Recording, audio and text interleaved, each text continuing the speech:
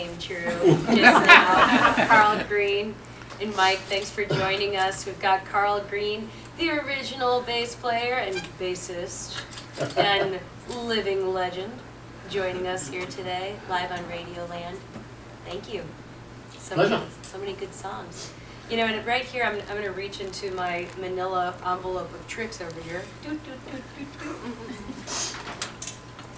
You know, one thing that's really cool is how many different television shows you played. You played on Ed Sullivan. Yeah, we did Ed Sullivan, Dean Martin show, the Smothers Brothers, Danny Kaye, the Jackie Gleason show, I think we did as well. We did all those sort of big stuff, yeah. What was playing the Ed Sullivan show like, speaking of sweaty palms? Oh, it was that kind of nerve-wracking, yeah.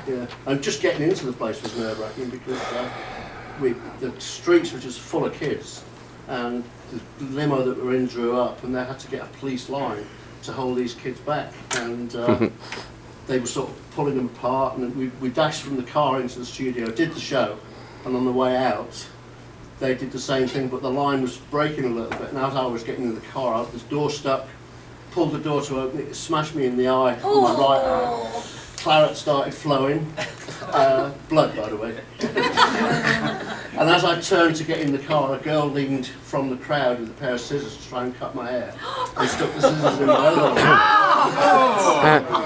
And I got in the limo, bleeding all over the place. The place was covered in blood. And when we got back to the hotel, I got out and cleaned myself up. But about 6 weeks later, we got the bill from the limo firm, and they had the audacity to charge me for cleaning the blood off the leather and stuff. Yeah, so, yeah, it was fun. And the thing that I have here in this envelope that I'm going to have you sign at some point when we're done too is my mom's magazine that she's had from when? When's this from? Should be a date on it, but it's definitely 66 or. We're looking at a 25-cent copy of 16 magazine from October. We've got Beatles, Truth About Their Girls, Miss 16 contest, and of course we have Herman's Hermits, who had a big old picture in this copy of 16 magazine. Wow. And point to which one you are for the audience here. I'm the young, innocent, never been kissed. 17-year-old left-handed bass player, topping the charts, getting your hair cut, getting into the limo, getting poked in the other eye. Yeah, scissors coming at me from everywhere. It's a dangerous lifestyle. It was definitely a very dangerous lifestyle, yeah. You know, the Who were throwing TVs, you know, off the 13th floor into a pool, and, you know, dynamite and that kind of thing. What kind of other brushes with partydom or danger do you remember? We used to jump off hotel roofs quite often into swimming pools. They were so high, in fact, at some points that we had to wear shoes because our feet hurt hitting the water. But yeah, it was fun. And we did stupid things. But we're here I'm here to tell the tale. Yeah, you are, and we're so happy to have you. A few broken bones, but really? Yeah, oh yeah. Seriously? Yeah, broken my leg twice, dislocated my shoulder, broke my elbow. Ouch. My ankle, yeah. Doing stupid things, as you do when you're young. Right. And maybe I'll ask you just a couple more questions and we'll move on to a song. Yeah. But what bass were you playing at the time and through what kind of amp? Do you remember? First, second, third? The first record I had an Echo, an Italian thing, because I started out as a guitar player with the band. We were the Heartbeats first and I was a guitar player. And then we became Herman and the Hermits, and the bass player at the time and the drummer, we went to Mickey Mouse to do a record test, and he said, I like the band, but the bass player and the drummer have got to go. So we got rid of the bass player and drummer, and we couldn't find a bass player. So I said, all right, I'll play bass, because I know a guitar player and a drummer in another band, and we can coach them. So we got Leck and Barry from a band called the Hellions. I went over from guitar to bass, but being left-handed, I couldn't find a left-handed guitar that I could afford at the time, because we were all popless. And I went and found this little Echo bass for about 50 quid and turned it upside down. But when we came to do I Met Something Good, I had to put gaffer tape on it, sponges everywhere because it sounded so awful. But that was the first guitar I had. And then from there I bought an Epiphone Rivoli, tried all sorts until I got a Fender Precision, which I've still got. Yeah. I bought that in '67, I think.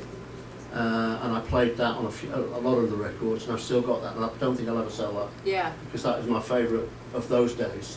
But now I play alembic mostly. Okay, Alembic basses and Fender and Gibson guitars. sure. And this is a Taylor. So. Nice. Mhm. Yeah, Fender P bass is pretty much. Oh yeah, they're rock and roll. They're just so solid. You know, Yeah. I've thrown.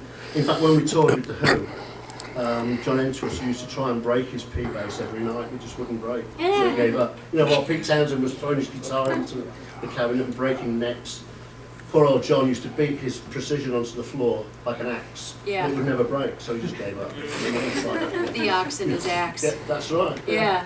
What was it like partying with the Who? Oh, great. Keith Great. Moon? Yeah, I was very good friends with Keith and John. Yeah, and we kept up our friendship afterwards. Once we'd finished the tour, I used to go out to their houses and have fun with them. Yeah, it was hard going keeping up with them. It really was. A lot of fun. But it was a good time. Unfortunately, they're both gone. I know. This is what happens to rock and rollers, you see. I'm Daltrey lucky. and I Townsend. stopped drinking. So, Yeah, you did? Yeah, I stopped drinking 26 years ago. Oh, yay. Woo! Yeah, definitely would have been gone by now if I hadn't. So. Wow. Yeah, and I mean, I'm losing friends all the time now. Lost a very good friend last week, a guy called Chris Finley, who played with Jerry and the Pacemakers, the Searchers, the Mersey Beats. Played with us for a while. He was 74, 5. Chris played with the Hermits for a year. He's just a great musician, but unfortunately, you know, the life will take him. Sure. And he was the same age as me, late 60s. Yeah. Shame, isn't it? But you pay for that. Well, that's how it all goes, That's man. it. That's the way the cookie crumbles. Yeah, I mean, I have friends who were 17 who passed away Oh, yeah, unexpectedly, that's and terrible. Yeah. you know, there's the 27 club, and you're way past that, so Oh, you're yeah, doing fine. Yeah. You want to play another song for us? Yeah, sure. This one is the song that Mickey chose after our management's disastrous affair with Show Me Girl. This was a song recorded by I think it's the Diamonds and the Rays before us. And Mickey said, just listen to this song, play it, and it'll be a hit. So we recorded it, released it, and it became a hit. He knew what he was talking about, that Mickey Mouse. Okay, 2, 3, 4.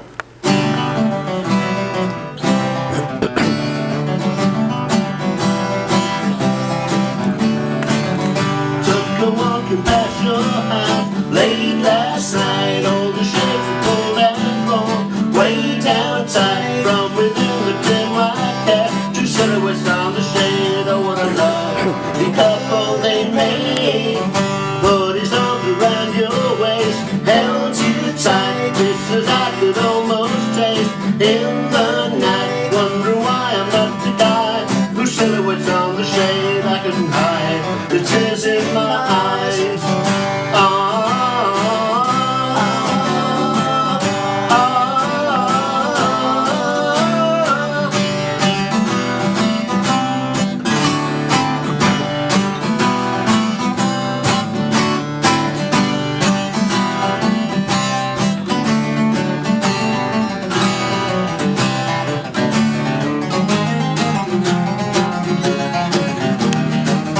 Rushed into your house with wings on my feet. Loved you like I never loved. You're my sweet. Now that you and I can be 2 silhouettes on the shade. Oh, what a lovely couple they made. Put his arms around your waist, held you tight, just as I could almost taste in the night. Wondering why I'm not the guy whose silhouettes on the shade I couldn't hide. The tears in my eyes.